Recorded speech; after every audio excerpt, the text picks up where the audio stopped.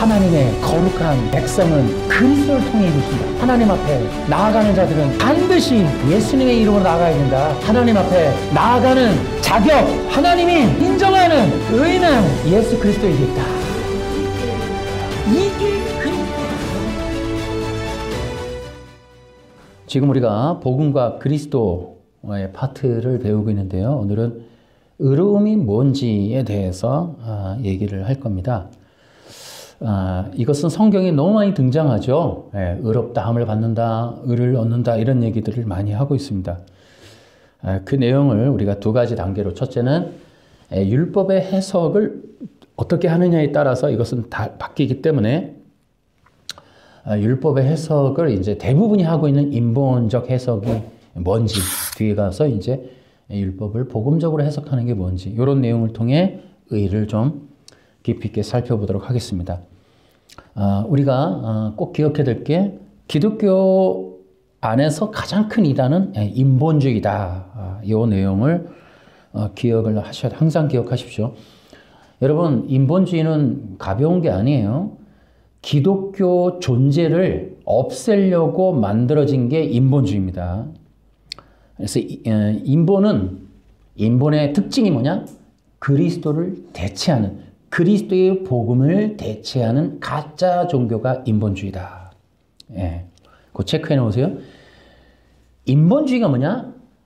그리스도의 복음, 그리스도의 복음을 대체하는, 그것을 바꾸려고 하는, 그리스도의 중심적인 기독교를 인본적인 기독교로 바꾸려고 하는 가짜 종교가 인본주의다. 그럼 인본주의가 어디서 나타났는가? 율법을 인본적 해석을 통하여 나타난 것이 인본주의다. 그래서 인본주의의 모토는 뭐냐? 율법으로 의를 얻는다. 이걸 기억하시면 돼요. 이거 밑줄 치세요. 그러니까 율법으로 의를 얻는다. 이 말을 하면 무조건 인본주의다. 이렇게 보시면 돼요. 그리고 가짜다.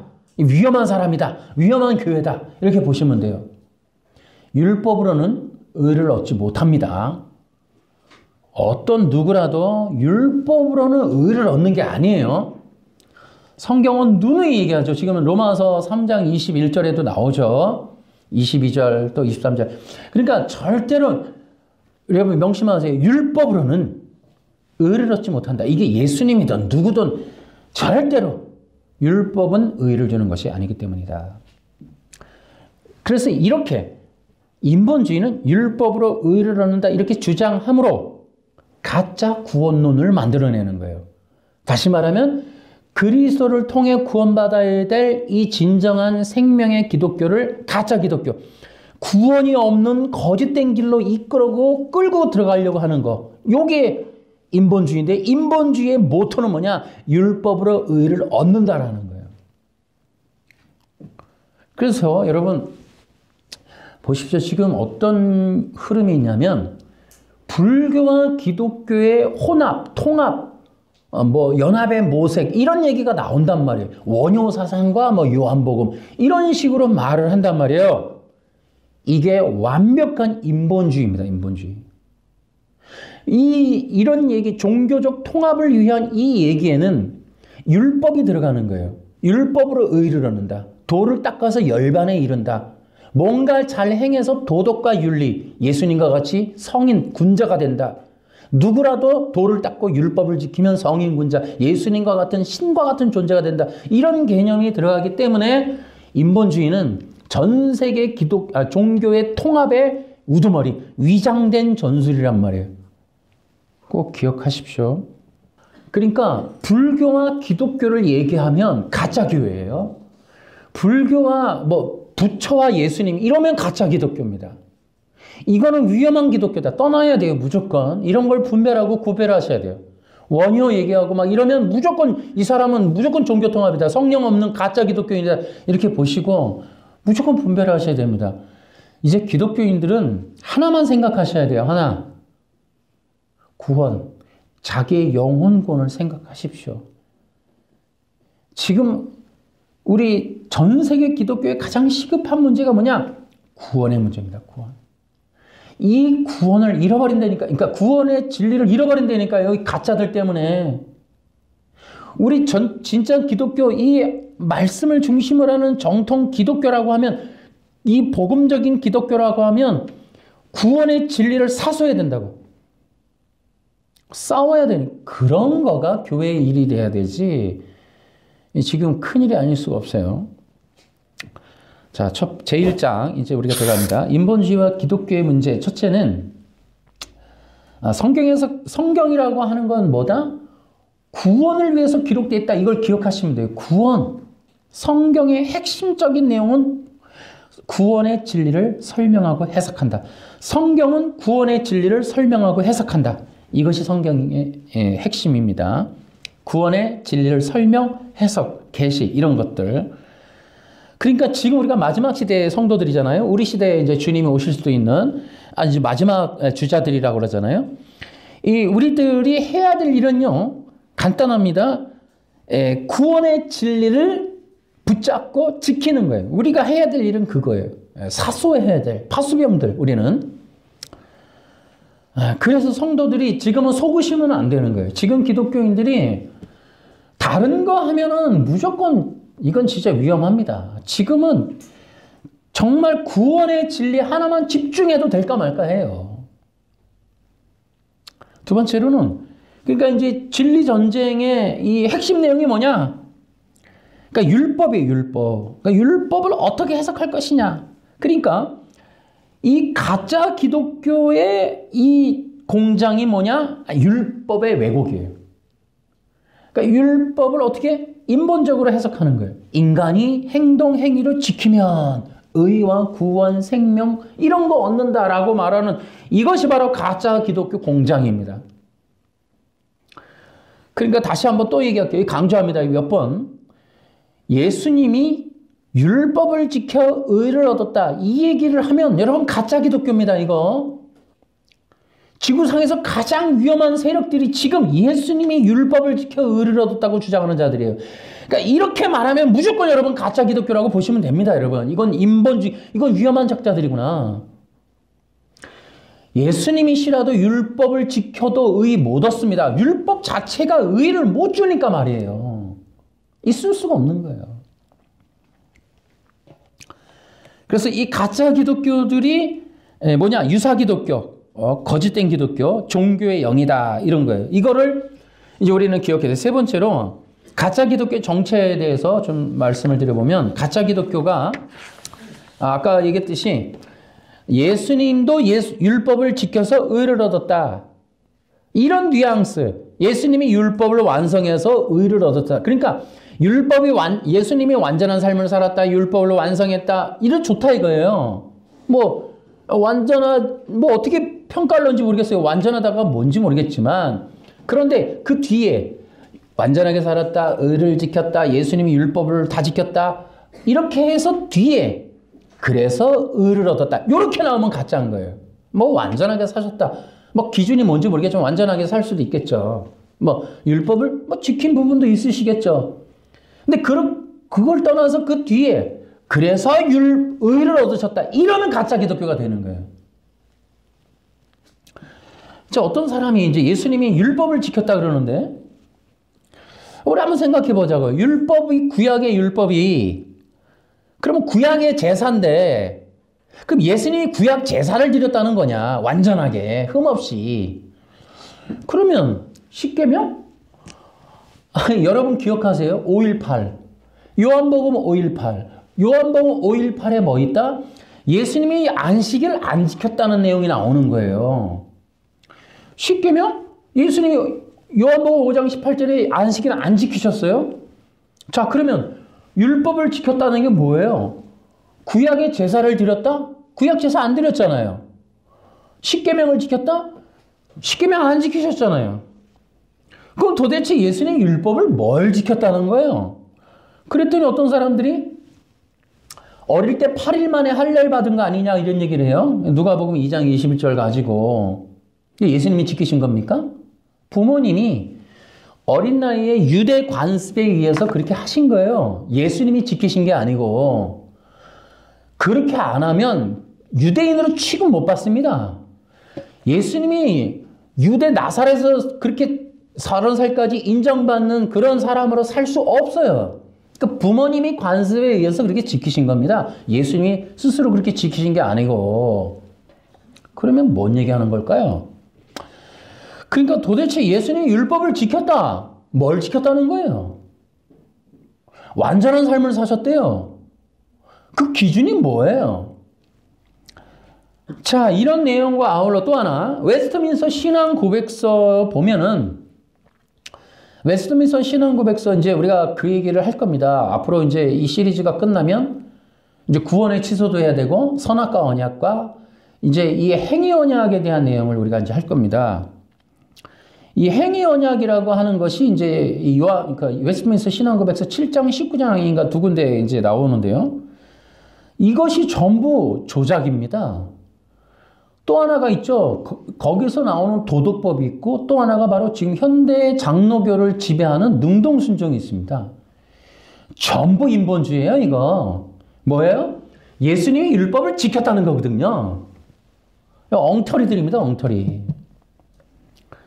자, 왜 그런지에 대해서 뒤에서 설명을 좀 해드릴게요. 그런데 제가 이게 염려하는 건 뭐냐면, 이 지금 예수님이 율법을 지켜서 의를 얻었다. 이 내용을 지금 따르고 있는 이것이 복음이라고 하는 지금 책자도 있지만 그런 것들이 지금 많이 나돌고 있다는 거예요. 이거 지금 엄청나게 위험한 겁니다. 지금 그러니까 기독교를 뭐 한다? 불교와 통합시키기 위한 전략적인 이 포진이 완벽하게 지금 세팅돼 가고 있는 거예요. 그러니까 예수님이 율법을 지켜서 의를 얻으시는 이것이 이제 이 장로교를 넘어서서 이제 전체적인 이 교리가 되면요. 불교와 별반 다를 게 없어집니다, 여러분. 나중에 또 설명을 드릴게요. 큰 문제가 생기는 거예요. 율법으로는 절대 의를 얻을 수 없다. 그러니까 예수님일지라도 그렇습니다. 그러니까 율법으로는 뭐다? 거기 3장 20절 볼게요. 거기 제가 그 요절 기록해 놨죠? 자, 그러므로, 자, 시작. 그러므로 율법을 지키는 것으로 하나님 앞에서 의롭다고 인정을 받을 사람은 아무도 없다는 거야, 아무도. 왜냐하면 율법은 우리가 죄인이라는 사실을 알게 해주기 때문입니다. 아멘. 이거 성경의 기록이라니까 내가 쓴 게 아니고. 거기 아무도 없다 그러잖아요, 인정받을 사람은. 예수님도 율법은 의를 주는 기능이 없다니까요, 글쎄. 그러니까 예수님이 율법을 지켜 의를 얻었다. 전부 가짜들이라고 보시면 돼요. 이게 능동순종이라는 건데 진짜 이 대한민국 기독교 큰일입니다, 이거 진짜. 이 능동순종 정말 이 기독교를 말아먹는 엄청나게 위험한 그런 교리가 아닐 수 없다. 자, 거기에 두 번째, 인본주의와 교회 문제. 인본주의는 진짜 위험한 기독교다. 인본주의가 뭐냐? 거기 세 가지 있죠. 인간의 됨, 뭐가 될 거냐? 인간이 누릴 거, 어떻게 복된 행복, 평안을 누릴 거냐? 또 뭘 얻을 거냐? 복을 얻고 돈을 얻고 끌어당김, 시크릿, 긍정의 힘을 얻고 이러는 거. 이게 인본주의. 또 하나 여러분, 그래서 인간이 뭐가 될 거냐를 위해서 항상 설교 때 나오는 이 목록이 있어요. 인간의 가능성에 대한 얘기를 하는 거, 또 인간의 잠재력이라는 말을 하거나 은사 개발 이 세 가지를 말하면 여러분 그 교회는 무조건 떠나야 돼요. 기독교 아닙니다, 여러분. 그러니까 인간이 가능성이 있고 잠재력을 개발하시고 은사를 개발하셔서 무엇이 되시고 어떤 변화를 일으키시고 어떤 높아지고 신분이 변화되고 직책이 바뀌고 인기를 얻으시고 명성을 얻고 인정을 받고 좋은 직장에 좋은 결혼에 또 훌륭한 직책에 사장, 회장 그 위에 뭐가 되고 또 영광, 경배, 사랑, 이게 다 인본주의의 가짜 기독교. 이거 위험천만한 겁니다, 여러분. 그러니까 인간에 대한 모든 것, 특히 인간이 높아지는 거, 얻을 거, 인간이 행복, 평안, 이런 걸 누리는 거, 방법론, 모든 것이 인본주의예요. 이게 왜 위험하냐면 이걸 성경 요절을 가지고 기독교라는 이름으로, 복음이라는 이름으로 이걸 설명하면서 수많은 사람들에게 칭찬과 명성을 받게 되는 거예요. 이게 사람들 다 넘어지게 하는 위험한 일이다, 이거는. 이런 것들을 우리는 분별해야만 한다. 여러분 기억하십시오. 이것은 이제 뭐 예를 들어 원리, 방법, 구조 이런 얘기들로 이제 설교를 한단 말이에요. 인본적인 사람들, 그런 사람들 책이나 그런 사람들의 이름이나 이런 걸 내세우면서 계속적으로 설교마다 시간마다 인본을 쏟아내는 이 위험천만한 놀이, 위험한 서커스 이제 그만해야 된다. 이거 큰일이다 진짜. 세 번째, 이 기독교 타락이 뭐냐? 복음을 한번 써보세요. 기독교의 타락이 뭐냐? 복음을 가장한 인본주의를 퍼뜨리는 거. 이 기독교 타락이 다른 거 아니에요. 복음을 가장해서 인본주의를 퍼뜨리는 거. 사람들을 복음이라는 미명하에 성경 해석과 강해 설교라는 이름으로 인본주의에 빠뜨려 놓는 거. 요게 바로 기독교 타락입니다, 여러분. 그런데요, 우리가 늘 몇 년 동안 우리가 이걸 공부하면서 얘기했지만은 이 종교성을 가진 사람들이 인본주의에 빠지면 나오기가 쉽지가 않아요. 그러니까 인본주의에 빠지면 그 후유증이 심각합니다. 한번 긍정의 힘, 시크릿, 이런 것들 좋은 거, 은사 개발, 자기 가능성 되는 문제, 막 1000번째 하면 내 꿈꾸는 게 이루어지는 어떤 그런 문제들, 시크릿 땡김의 법칙이라든지 이런 거를 심어 놓으면은 재정의 법칙, 이런 거, 이런 거 해버리면은요, 여러분, 쉽게 얘기하면 복음이라는 것에 대해서 거부 반응이 들어요. 내가 죽는 문제, 고난받는 거, 연단받고 하나님의 형상으로 훈련, 이런 형상 회복, 이런 문제가 너무 힘들어요. 들어가지가 않아요. 그래서 이 인본주의는 뭐냐면 복음이 전달돼야 되는 길을 원천적으로 가로막는 정말 이 종교의 영의 역할을 해버린다고. 그러니까 인본주의에 쩔면은 복음이라는 것을 이해할 수 있는 틀이 없어져 버려요. 그게 뭐야? 그 복음은 그게 아니지 하면서 걷어내버려. 다 튕겨내버린다.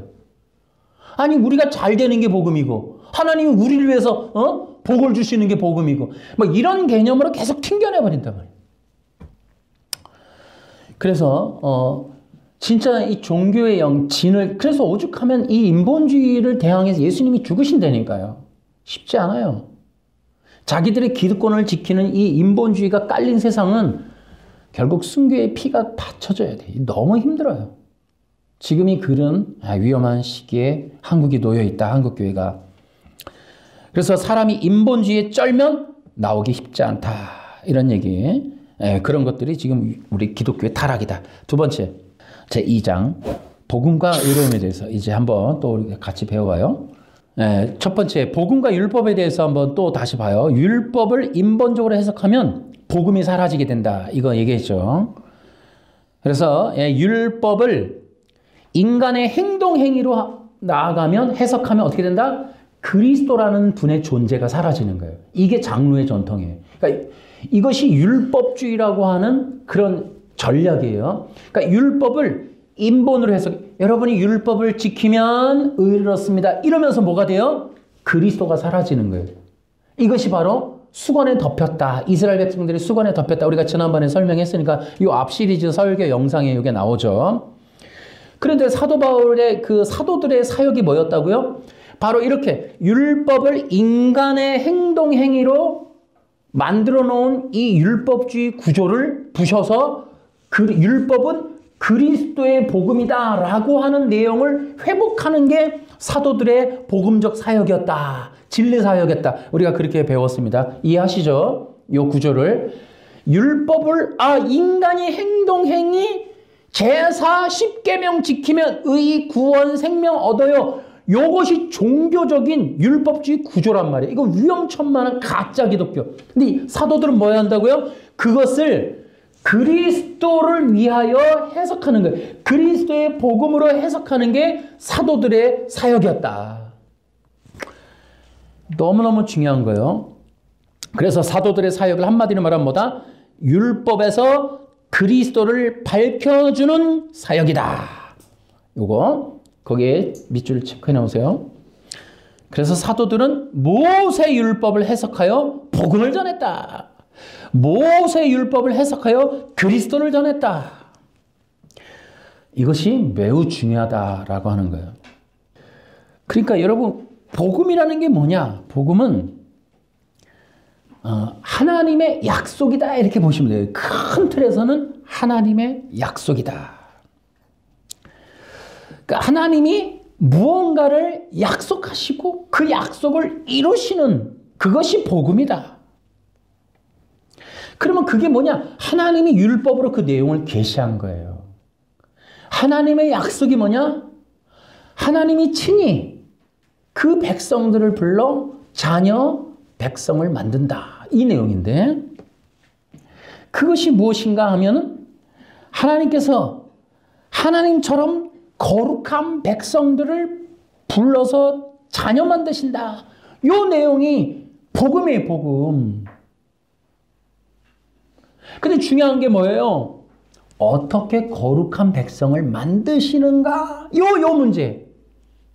어떻게 하나님이 거룩한 백성을 만드시고 그 언약을 성취하실 것인가에 대한 거. 요 내용이 이제 율법주의와 복음의 중요한 갈림길이었다. 하나님이 그걸 어떻게 이루시는가? 성경의 약속은 뭐예요? 그리스도를 통해서 이루시는 것이다. 근데 이걸 가리는 거야, 이거를. 따라해볼까요? 하나님의 거룩한 백성은 그리스도를 통해 이루신다. 거기 밑줄, 그것을 어떻게 이루시는가, 거기 있죠? 거기에 밑줄 치는 거예요. 그리스도를 통해 이루신다. 하나님의 거룩한 백성은 그리스도를 통해 이루신다. 우리 이거 공부하는 거야, 공부. 설교가 아니, 여러분 도덕 윤리에 대한 그런 게 설교가 아니에요. 그리스도를 전하는 게 복음 설교입니다. 여러분이 지금 이 시대에 공부 좀 하셔야 돼요, 공부. 성경 공부, 진리 공부, 말씀 공부를 하셔야 돼요. 교회에 와서 몇 시간씩이나 투자해서 가장 귀한 일이기 때문에. 다시 하나님의 거룩한 백성은 어떻게 이루시는가? 그리스도를 통해. 이것이 어떻게 바뀌어요? 율법을 통해서 이루신다라고 가짜들이 선전을 하는 겁니다. 이게 바로 율법주의. 성경 전체가 그거에 지금 다 속은 거예요. 지금 우리가 전체가 속은 거예요, 지금. 율법주의가 다 속은 거예요.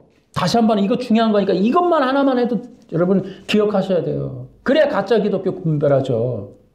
따라해봐요. 하나님의 거룩한 백성은 그리스도를 통해 이루신다. 따라해봐요. 하나님이 요구하시는 의는 율법에 없다. 그리스도에게서 얻을 수 있다. 아멘. 여러분, 이 내용이 이해가 안 되는 거예요, 지금. 여러분, 이거를 지키셔야 돼요. 여러분, 우리 눈앞에서 지금, 우리 서울 가면 뭐 눈앞에서 코백한다고. 성경에 이렇게 기록되어 있는데, 아담이 행위로 구원을 얻고, 도덕법으로 얻고, 예수님이 율법을 지켜서 의를 얻었고, 예수 믿으면 그 의가 온다. 예수님이 율법으로 의를 얻었다고 우리 눈앞에서 거짓말을 하고 교단적으로 만들어 놓는 게 지금 대한민국 기독교의 실체예요. 지금 저들이 만들어 놓는 거예요. 여기에 속으면 안 된다고요. 자, 그럼 이제 아브라함 얘기가 나오잖아요. 그러니까 아브라함이 로마서 4장에 가면은 아브라함이 하나님을 믿음에 그 의롭다 이렇게 돼 있어요. 의롭다함을 받았다. 이 부분 때문에 이제 유태인들이 이제 동요를 하는 겁니다. 율법을 지켜서 의롭게 된다라고 하는 수많은 종교 세력들에게 그 민족에게 사도 바울이 폭탄을 던진 겁니다. 우리 민족 조상 아브라함이 율법을 지켜서 의를 얻은 게 아닙니다. 믿음으로 얻었습니다. 이 얘기에 그냥 경악을 하는 겁니다. 이때는 로마서는 율법의 행위와 믿음이라는 것을 두 가지를 대치시켜서 설명하는 거예요. 그래서 율법의 행위가 절대 의를 주지 못한다. 믿음의 원리다. 믿음의 원리. 이 내용을 하기 위하여 아브라함을 끌어당기는 겁니다. 그래서 아브라함에 대해서 이제 하나님을 믿음에 이렇게 얘기를 해요. 그랬더니 여기서 이제 또 이단들이 등장을 합니다. 그래, 구약은 하나님을 믿고 신약은 예수님을 믿고 이렇게 나오는 거예요. 진짜 이게 율법주의는 틈새를 노립니다. 틈새를 노려. 여러분, 그런데 거기 성경의 3장에 보면은 이제 계속해서 25절, 3장 25절도 나오고 4장 한번 보십시오. 4장 23절 22절 제가 읽어볼게요. 이것이 바로 하나님께서 그 믿음을 그의 의로 여기셨다라고 말씀하신 이유입니다. 그의 의로 여기셨다는 말은 아브라함만을 위해 기록된 것이 아닙니다. 그 말은 우리 주 예수님을 죽은 자 가운데서 다시 살리신 분을 믿음으로 의롭다함을 얻게 될 우리를 위해서도 기록되었습니다. 예수님은 우리 죄 때문에 죽임을 당하셨고 우리를 의롭게 하시려고 다시 살아나셨습니다. 그러니까 이 본문을 잘 보면은 이런 얘기입니다. 아브라함의 믿음이 얼마나 대단한지. 아브라함은 약속을 받았어요. 약속의 사람입니다. 무슨 약속이요? 하나님 나라와 그 백성됨에 대한 약속이 창세기 12장부터 등장을 합니다. 4번에 걸쳐서 하나님이 그에게 약속의 내용을 자세하게 알려줍니다. 할례 언약, 그 다음에 모리아산 언약, 또 이 횃불 언약 이런 걸 통해서 하나님이 차근차근 알려주세요. 우리 전에 아브라함 얘기 많이 했습니다만은 그래서 하나님께서 처음에 12장에서 뭐합니까? 아주 이 하나님 나라와 모리알같이 별과 같이 많은 백성들에 대한 후손에 대한 이야기를 보여줘요. 하나님의 계획이 그 율법이라고 하는 것을 그림으로 보여줍니다. 그림으로 약속해줘요. 구체적으로 약속해주는 거예요. 그들에게 하나님 나라와 그 거룩한 하나님의 백성이 되는 것에 대한 그 소망, 그것을 다시 한번 그림으로 보여주는 거예요. 환상으로. 그것을 통해서 아브라함이 하나님의 약속을 붙들게 됩니다. 뭐예요? 하나님이 원래 우리에게 약속하셨던 그 율법의 거룩함의 백성은 하나님이 이루시는구나 라는 것을 그에게 주시는 거예요. 그것은 율법으로도 아니고 오직 그것을 믿음으로 받는 자들에게만 그 언약이 성취될 것을 이미 성경은 수도 없이 창세기에서 그렇게 알려주신 겁니다. 그래서 아브라함은 하나님이 약속한 걸 하나님이 직접 이루실 것에 대해서 어떻게? 그 아들 그리스도를 통해서 그의 약속이 성취될 것을 갈라디아서 3장에서 해설을 하고 있는 겁니다. 그래서 그것을 성경은 바울은 하나님을 믿었다 이렇게 얘기를 하는데 구체적으로 뒤에 가서 설명 한 번 더 하죠. 사도 바울이 그것이 바로 예수 그리스도의 죽으심과 부활을 통해서 이루실 것에 대한 성취할 것에 대한 것이 그의 믿음이었다라고 설명을 하는 겁니다. 이것이 대단히 중요한 내용을 담고 있다. 3번 있죠. 이것이 종교와 기독교의 중요한 분기점이다. 어떻게 의를 얻을 것인가? 어떻게 얻을 것인가? 첫째는 율법의 행위가 아니라 믿음이다. 거기에 체크해 놓으세요. 율법의 행위가 아니라 믿음이다. 또 자기의 율법적 행위가 아니라 그리스도를 믿는 것이다. 그래서 하나님으로부터 오는 의는 그리스도를 믿을 때 오는 것이다. 이런 내용이 이제 3단 논법으로 그렇게 우리가 체크할 수가 있겠습니다. 그래서 이게 하나님의 어떻게 의를 얻을 것인가? 그것은 행위가 아니라 믿음이다. 또 자기의 행위, 공로, 노력 이것이 아니라 그리스도를 믿는 것이다. 그리스도를 믿는 것. 그래서 그리스도를 믿을 때에 하나님이 약속한 의를 우리에게 부어주신다. 따라해볼까요? 그리스도를 믿을 때 하나님이 약속한 의를 부어주신다. 아멘. 이것이 우리 대단히 중요하다. 자, 더 중요한 게 이제 진짜 의로움이라는 게 뭐냐 거기 나오는 거예요. 이제 여기서부터 여러분이 이해를 잘 하셔야 돼요. 의로움이 뭐냐?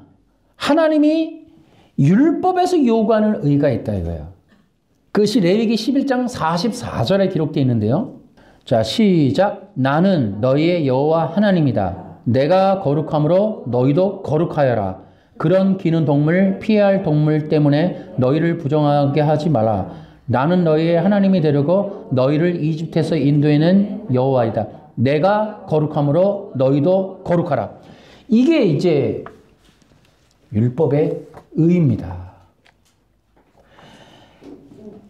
그러니까 뭐냐면 우리가 이제 흔히 의로움 그러면 뭐라고 표현했냐면 하나님과의 올바른 관계 이렇게 얘기했다고요. 그러니까 그게 이거예요. 하나님이 거룩하니 우리도 거룩해야만 올바른 관계가 형성이 되는 거예요. 이게 율법이 요구하는 거예요. 이해되시겠어요? 그러니까 의로움이라는 게 뭐냐면 하나님과의 올바른 관계란 말이에요. 근데 하나님이 거룩하니까 하나님과 올바른 관계 속에 자녀와 백성이 되는 자들은 거룩해야 되는 거예요. 이것을 율법으로 규정하고 요구하고 있는 거예요. 이해하시겠습니까? 그러니까 하나님께서 의롭다, 너 의롭다, 의롭다라고 그 로마서 3장에 보시면 이렇게 되어 있어요. 로마서 3장에 보세요. 거기에 22절에 이렇게 되어 있어요. 하나님께로부터 오는 의는 이렇게 되어 있다고. 의는 하나님께로부터 오는 거예요. 그러니까 하나님이 의롭다라고 일컬어 주는 거란 말이에요. 내가 의를 만들어내는 게 아니고 내가 막 주장하는 게 아니고 의는 하나님으로부터 오는 거예요. 근데 그 의로움, 하나님으로부터 의로움을 받으려면 율법이 요구하는 걸 이루어야 돼요. 그냥 예를 들어 어떤 사람이 거룩한 원리로 하나님의 율법대로 나와왔어요. 그러면 하나님이 뭐라 그래요? 의롭다. 이렇게 얘기하는 거예요. 아시겠어요? 그러니까 의롭다라는 건 하나님의 율법이 이루어졌고 부합하고 거기에 맞을 때에 하나님께서 그것을 의롭다라고 일컬어. 너는 나와 합당하다. 나의 뜻에 맞는다. 내가 원하는 대로다. 나와의 올바른 관계가 이제 되었다. 라고 하는 그 표시로 의롭다라고 주시는 거예요. 의를 주시는 거예요. 이해되시나요? 네. 그것이 이제 율법과 의로움이라고 하는 거예요. 이것이 하나님이 율법 안에서 요구하시는 거예요. 그래서 하나님이 원하시는 자녀와 백성들은 반드시 하나님이 율법에서 원하는 대로의 거룩함으로 하나님 앞에 나아가야 돼요. 그렇지 않으면 의롭지 않아요. 그걸 뭐라고 불러요? 의롭지 않으니까 불의하다 이렇게 하는 거예요. 그러니까 올바른 관계가 아닐 때, 하나님과 맞지 않을 때, 쉽게 얘기하면 거룩하지 않은 자가 하나님 앞에 나오면 불의하다라고 하는 선언을 받는 거예요. 근데 여기서 이제 이게 대단히 중요한 거죠. 그러니까 이게 너무너무 중요한 게 이스라엘 백성들의 그 신앙이라는 거 한번 기억해 보세요.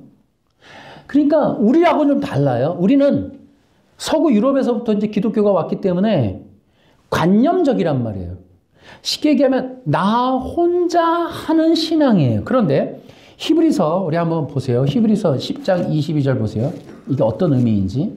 자, 시작. 그러니 진실한 마음과 확실한 믿음을 가지고 하나님께 가까이 나아갑시다. 이렇게 돼 있어요. 그러니까 이스라엘 백성들의 신앙이라고 하는 게 뭐예요? 성막 제사 제도잖아요. 그것이 가인과 아벨도 그렇고 쉽게 얘기하면 하나님 앞에 나아가는 거예요. 이스라엘 신앙이라는 게 뭐냐면 하나님 앞에 나아가서 그 앞에 서서 그분께 배엎는 겁니다. 자신을 보여드리는 거예요. 자, 세 가지.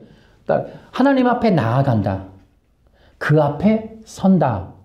그리고 자신을 배엎는 것이다. 보여드리는 거예요. 열어서 드리는 거예요. 그럼 하나님께서 그 백성들이 나아올 때 그를 보고 심판하시고 정죄하시는 겁니다. 그것이 그래서 계속 성경에는 하나님 앞에 나아간다, 가까이 간다 이런 표현들이 있는 거예요. 그래서 절기 때도 너희들이 성인 남자들은 1년에 3번 하나님 앞에 나와서 보이라 이런 것도 있단 말이에요. 그러니까 하나님 앞에 나아가서 보이는 거예요. 그의 심판을 받는 거예요. 달아보는 거예요, 하나님이. 과연 그들은 나의 율법에 합한가? 거기에 맞는가?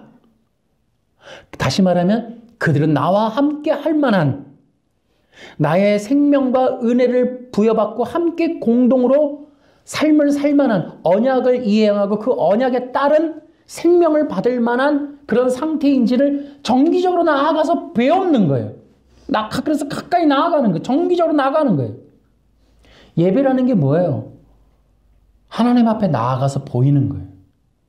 만나 뵙는 거예요. 자신을 보여드리는 거예요. 이것이 중요한 내용이다. 그러니까 우리는 하나님이 없는 거예요.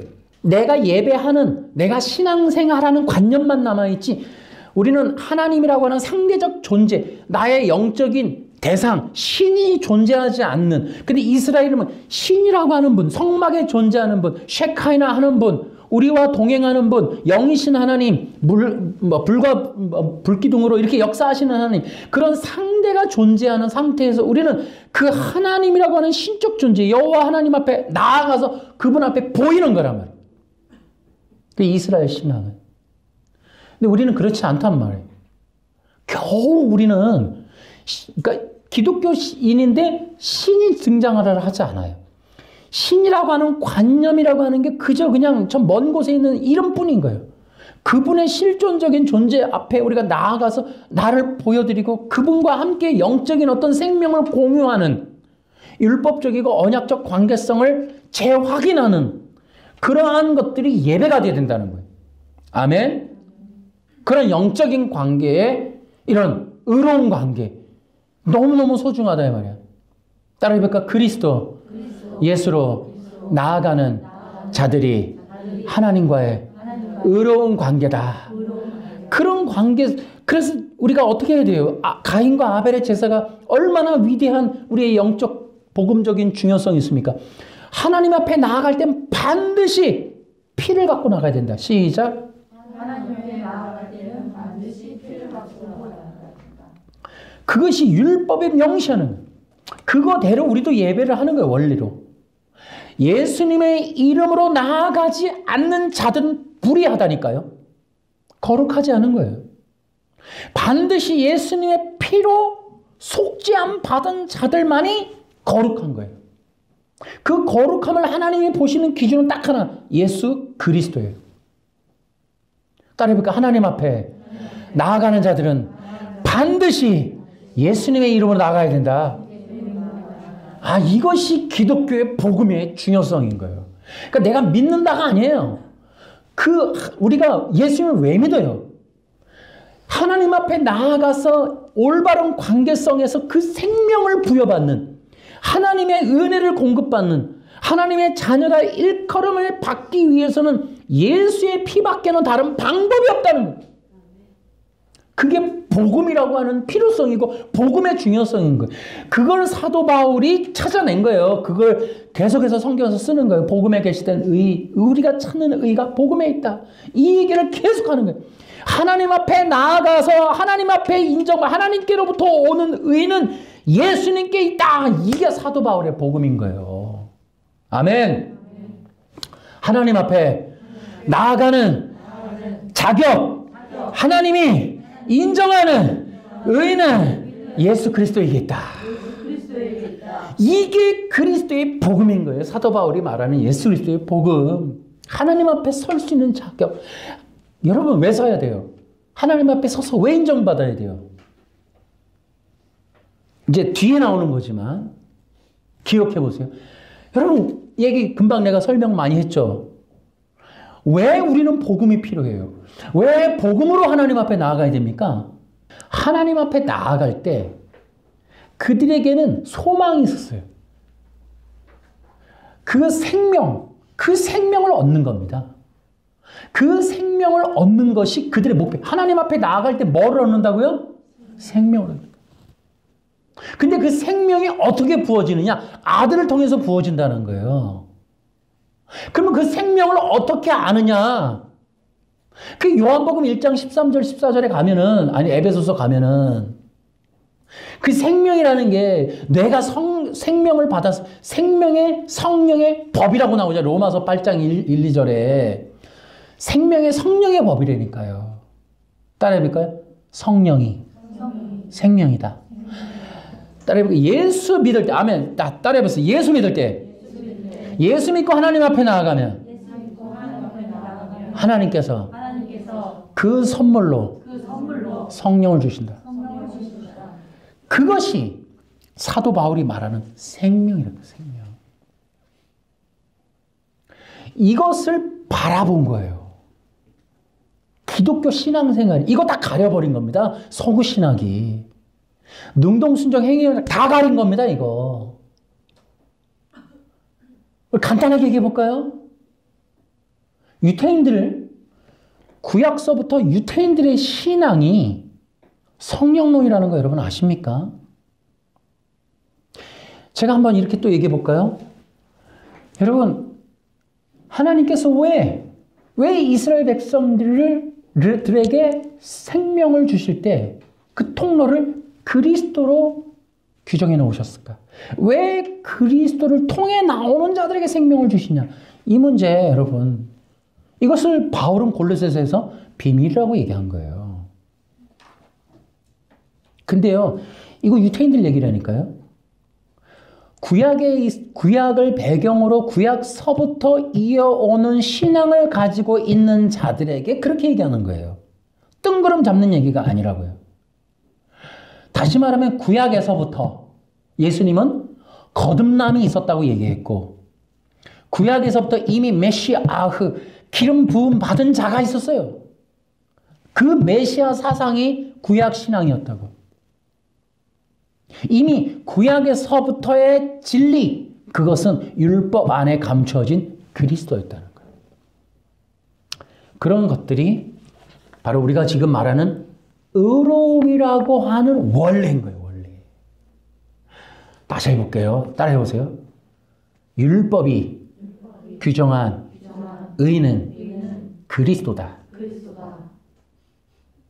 이건 너무너무 중요한 내용이에요. 그리스도를 믿은 자, 그가 의로운 거예요. 그리스도와 함께하는 자, 그가 의로운 거예요. 그리스도를 예수라고 믿는 자, 그가 의로운 거예요. 그리스도를 나의 주님이라고 믿는 자가 의로운 겁니다. 아멘! 이게 사도 바울이 말하는 구약 모세 율법 해석입니다.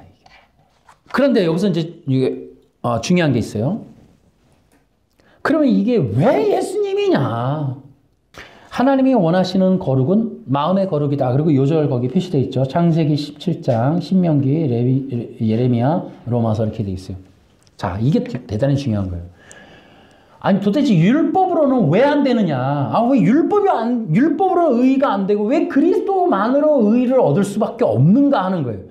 율법을 100년을 지키고 1000년을 지키고 영원히 완전하게 무흠하게 점과 흠이 없이 지켜도 도대체 인간으로서는 왜 율법으로는 의를 얻을 수 없는가에 대한 얘기를 하는 거예요. 이게 예수님이어도 안 되고 누구도 안 되고 인간으로서는 안 되는 거예요. 이게 의를 얻을 수 없다. 왜? 여기서 중요한 얘기예요. 거룩하라 그랬잖아요. 율법이. 근데 거룩은 어떤 거룩이다? 어떻게 거룩하라? 하나님이 거룩하니 너희도 거룩하라. 하나님처럼 거룩해야 되는 거예요. 이게 기준인 거예요. 이게 기준. 하나님이 영이시라고요. 영. 인간도 영적으로 거룩해야 되는 거예요. 다시 말하면 하나님은 인간의 행동 행위의 준칙을 보시는 게 아니고 하나님이 보시는 건 하나님이 요구하는 거룩은 인간의 마음이다라는 거예요. 근데 여러분 중요한 게 있어요. 아담이 선악과를 먹기 이전에 이미 선악과를 먹지도 않았는데 하나님처럼 되려는 욕심이 있었다는 거예요. 여러분 이게 뭡니까? 하나님의 의에 이르지 못하는 불의한 상태였다는 걸 보여주는 거예요. 자, 여기서 중요한 게 있어요. 만일 아담이 아무것도 하지 않았는데 거룩한 상태였다. 그건 뭐예요? 율법의 완전한 상태였다. 점과 흠이 없었다. 라고 하는 것은 아담이 신이었다라는 것과 동일한 얘기예요. 이해하시겠습니까?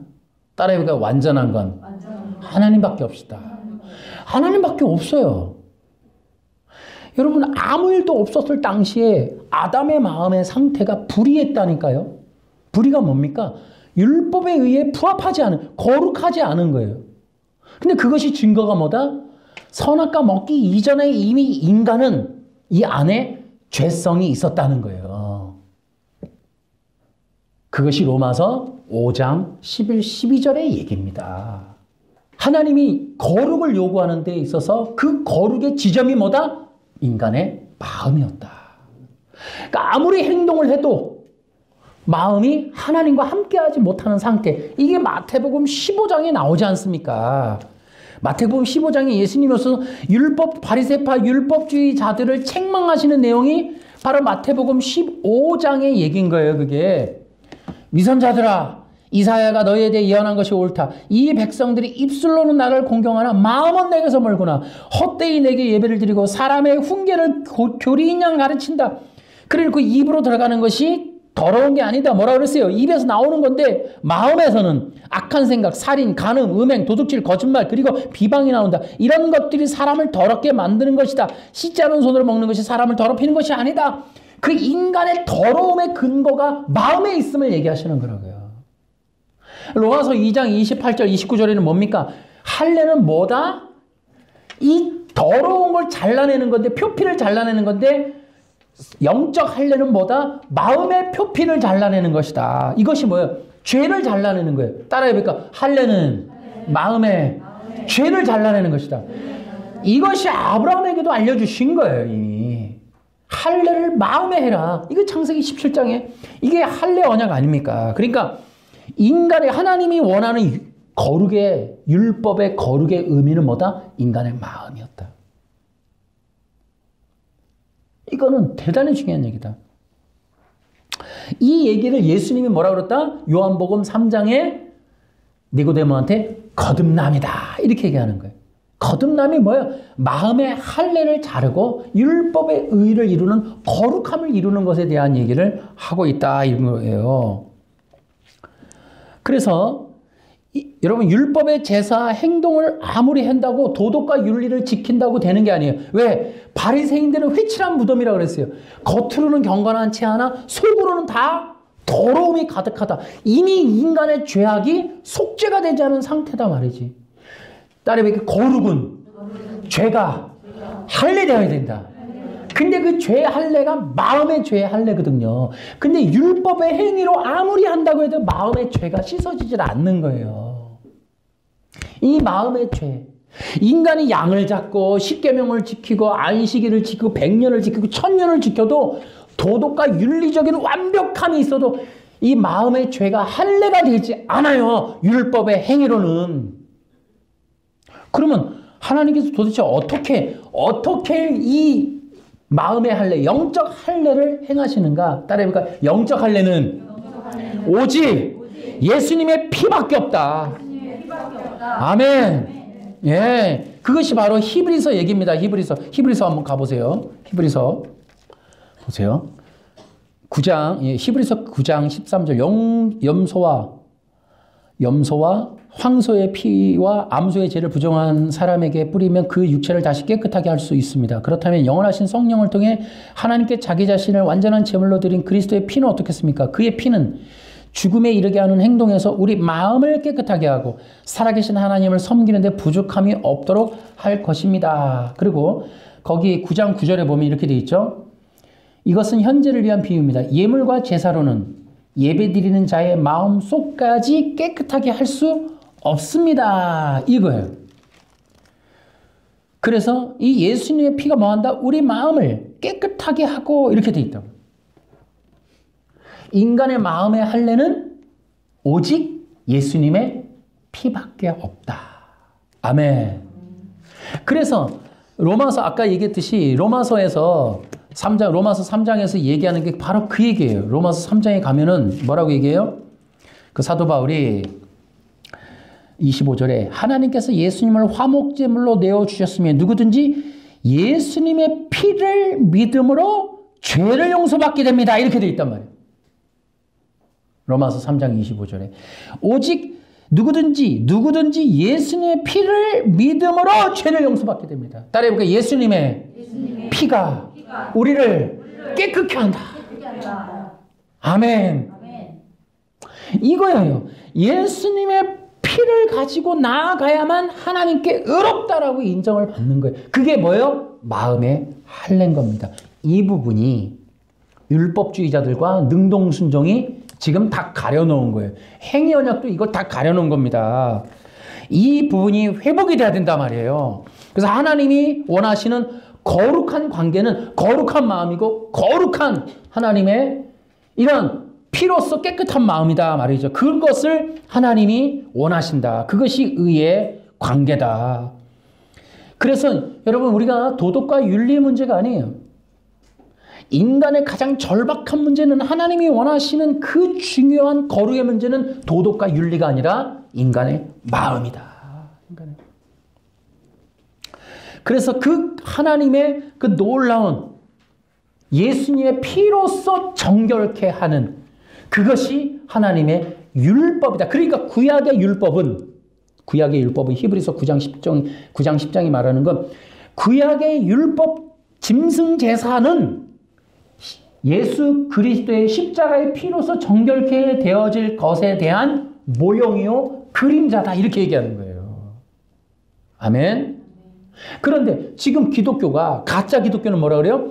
구약의 율법대로의 행동 행위로 거룩하게 된다. 그리스도 없이 거룩하게 된다. 이렇게 얘기를 하는 거예요. 또 어떤 사람 뭐라 그래요? 예수님이 율법을 지켜서 의롭게 되었으니. 그럼 물어야 돼요. 예수님이 율법을 지켰다는 것. 첫째, 제사제도 드리신 겁니까? 제물제사 드린 겁니까? 십계명을 지킨 겁니까? 예수님이 율법 지켰다는 의미가 뭡니까? 뭘 근거로 예수님이 율법을 지켰다는 거예요? 아니 어린 양이라도 잡으셨다는 거예요, 예수님이? 그러면 도덕법을 지키셨다는 거예요? 사회법을 지키셨다는 거예요? 의식법을 지키셨다는 거예요? 예수님이 도대체 율법을 지켰다는 의미가 뭐냐고요? 문둥병자들과 함께 하셨지, 술 먹는 자 먹보였다는 별명 들었지, 가난한 자들과 함께 했지, 안식일을 범했지, 거기다가 가늠한 여인 돌로 치는데 그걸 가로막았지, 전부 율법 어기는 거거든요. 율법을 문자대로 행하는 그 사회 속에서 예수님이 다 스톱을 시켜버린 거거든요. 왜? 그것이 하나님의 속죄 사역에 대한 그것을 진실을 가르쳐주기 위해서 구약이 전달되어져 오는 그 율법을 행동행위로 말하는 모든 것들을 다 어기시고 다니셨단 말이에요. 저는 묻고 싶어요. 예수님이 율법을 지키셨다고 뭐를 지켰다는 거예요? 뭐를? 이 능동순종하고 행위언약 얼마나 거짓말인지 큰일 날 소리들을 하고 있는 거예요. 도대체 예수님이 율법을 지켰다. 그럼 예수님이 양이라도 잡으셨다는 겁니까? 안식일을 지키지 않았다고 뻔하게 얘기하는데, 십계명을 지켰다? 안식일 안 지키셨다니까요.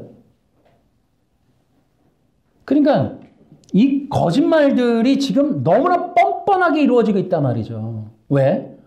기독교의 이 본질을 흐려서 이 종교 통합으로 가는 거예요. 율법 종교로. 또 그리스도를 통한 구원의 길을 막겠다는 겁니다. 그러니까 성도들로 하여금 율법을 해석해서 그리스도에게로 소개를 해야 되는데 그리스도가 아니라 이 행동 행위로 구원 의를 얻는다. 거짓말을. 예수님조차 율법 아래 나셨고 그러니까 율법 아래 나셨다라는 것도 율법을 지키기 위해서 나셨다. 이렇게 해석하는 거예요. 이 거짓말로. 큰 문제가 아닐 수 없다 말이죠. 자, 이제 우리가 이제 마무리로 들어가야 되겠어요.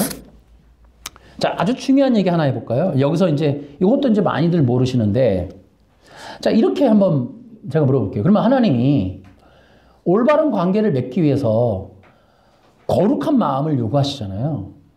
그럼 마음이 뭐예요? 죄가 없다는 거잖아요. 그럼 도대체 하나님이 죄가 없는 마음을 왜 요구하시는 거예요? 아니, 죄가 없는 마음이 뭐가 그렇게 중요하냐는 거죠. 아니, 왜 이렇게 죄가 없어야 돼요, 마음에? 그것이 율법이 말하는 거예요. 죄가 없다라는 건 예를 들어 그냥 조용하게 아무 짓도 안 했다, 그냥 깨끗한 상태다, 이 얘기가 아닙니다. 율법이 얘기하는 거룩은 오직 100%의 마음, 그 마음으로 하나님을 사랑하는 겁니다. 이게 신명기 6장 5절이에요. 한번 보세요. 여러분 다 아시죠? 신신당부하는 이 신명기 6장 5절에 보면은 이렇게 되어 있죠. 여러분의 하나님 여호와를 마음과 뜻과 힘을 다하여 사랑하시오. 내가 오늘 여러분에게 주는 이 명령을 항상 마음속에 기억하시오. 이게 여러분 하나님이 원하는 마음이에요. 하나님이 원하는 게 이거예요.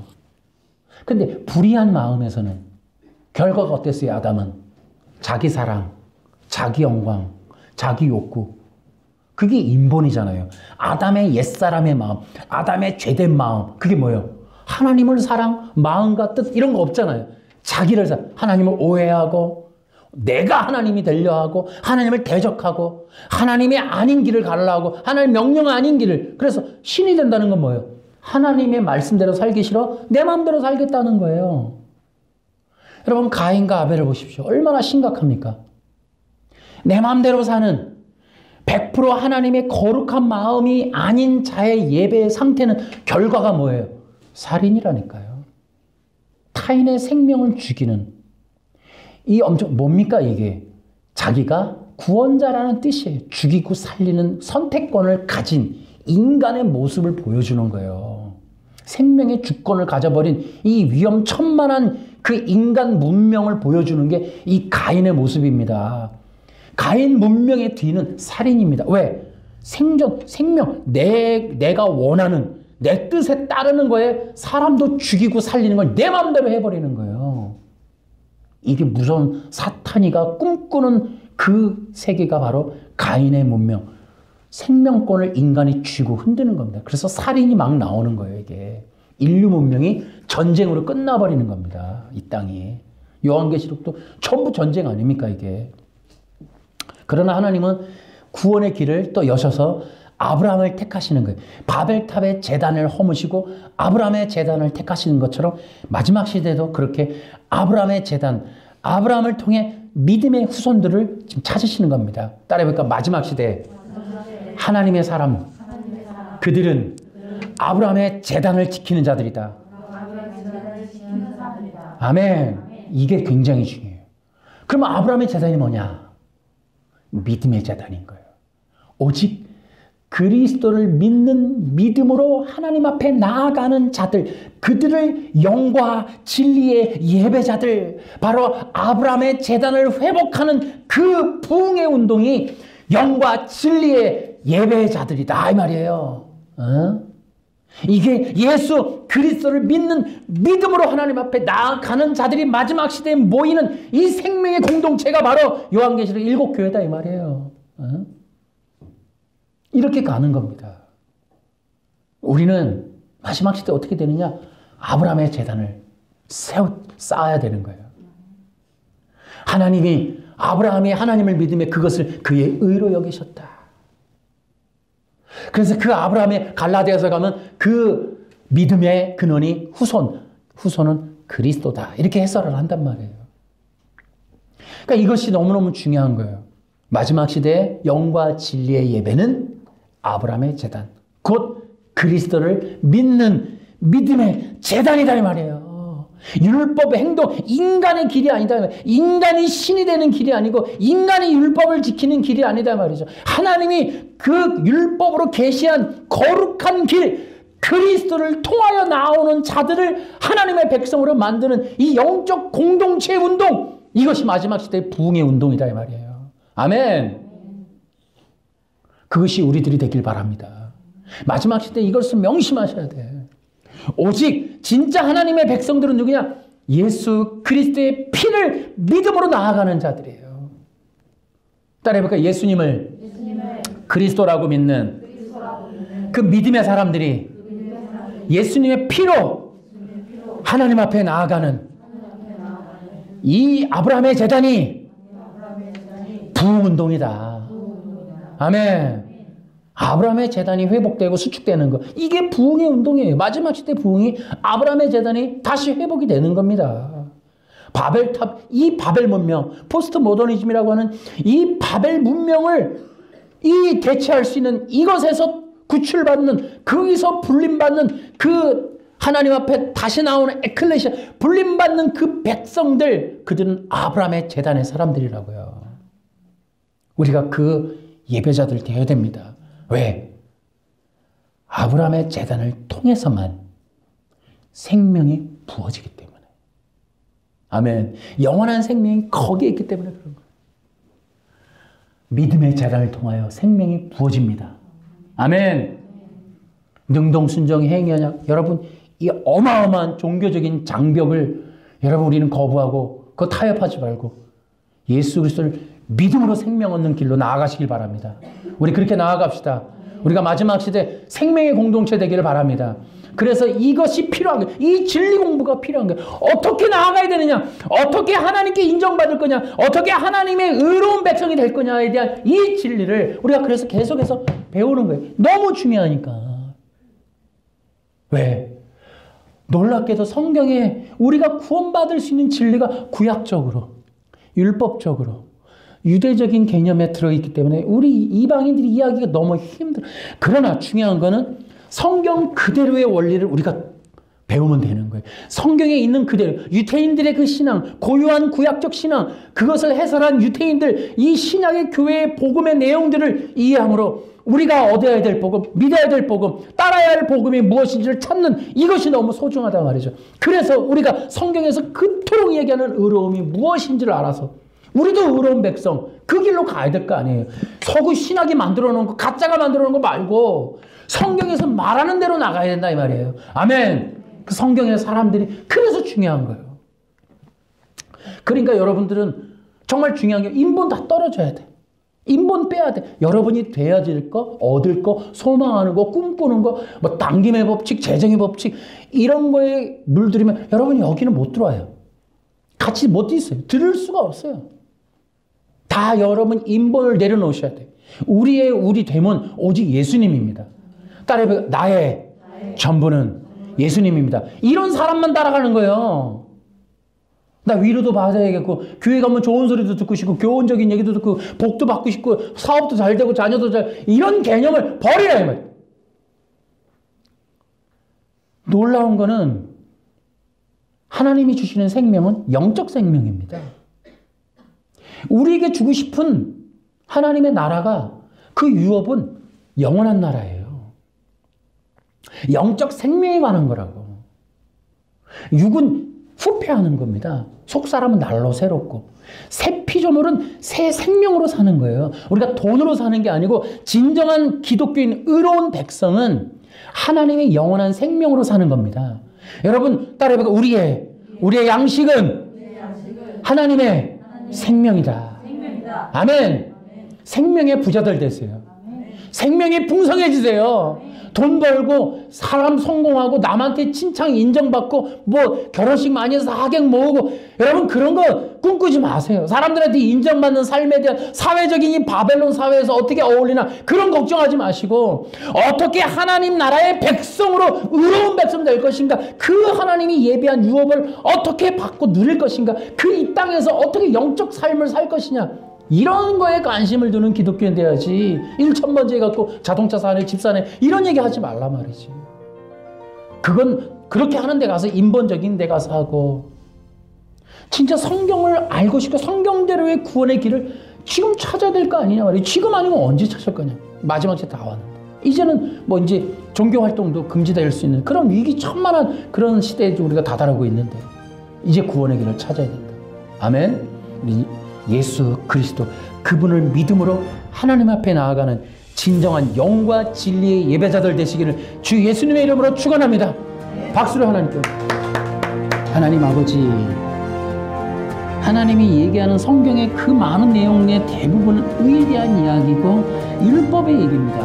우리가 성경대로 이해하자면 바로 그런 것들을 어떻게 이룰 것이고 그게 우리에게 어떻게 적용될 것이냐 하는 이 내용을 우리가 알아내는 것, 배우는 것, 이게 너무 중요하기 때문에 성경을 연구하고 또 우리가 성경을 열어서 살펴보며 우리도 하나님께 인정받는 거룩한 백성 되기를 소망합니다. 성경이 말하는 유일한 복음, 유일한 구원은 예수 그리스도, 그 분을 통한 유일한 예수님을 그 믿는 믿음, 예수님의 피를 믿는 믿음, 예수가 그리스도라는 그 믿음, 그 믿음의 사람들만이 유일하게 하나님의 자녀가 될 수 있다는 것.